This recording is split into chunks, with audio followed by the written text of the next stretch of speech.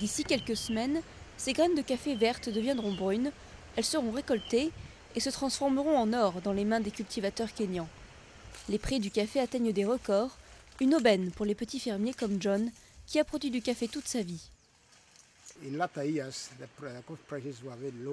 Ces dernières années, les prix étaient très bas, mais récemment ça a augmenté. Donc ces revenus vont nous permettre d'éduquer nos enfants et de subvenir aux besoins de toute la famille. Mais contrairement à John, tous les cultivateurs n'ont pas survécu aux années difficiles. Depuis les années 90, plusieurs milliers de fermiers ont abandonné leur culture, car les profits étaient insuffisants. Aujourd'hui, la demande dépasse l'offre et les prix culminent. Chaque semaine, à Nairobi, les courtiers internationaux se battent pour obtenir le meilleur café au meilleur prix. Ils ont vu les prix doubler en un an.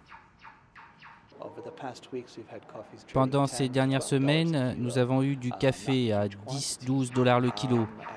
Pas en grande quantité, mais ça représente quasiment 100% d'augmentation pour les meilleures qualités.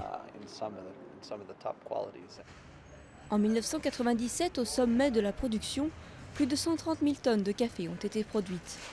Mais l'année dernière, la production est tombée à tout juste 36 000 tonnes. Les courtiers espèrent que les prix élevés vont encourager les fermiers kényans à reprendre leur culture. Car si les prix augmentent encore, les acheteurs finiront par se tourner vers d'autres marchés.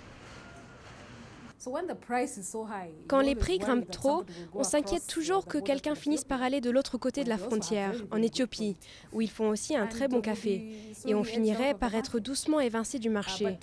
Mais nous sommes aussi persuadés que grâce à l'excellente qualité de notre production, nous avons toujours une chance. Le café kényan est l'un des meilleurs au monde, et les spécialistes pensent que les prix vont se maintenir à des niveaux élevés durant les prochaines années.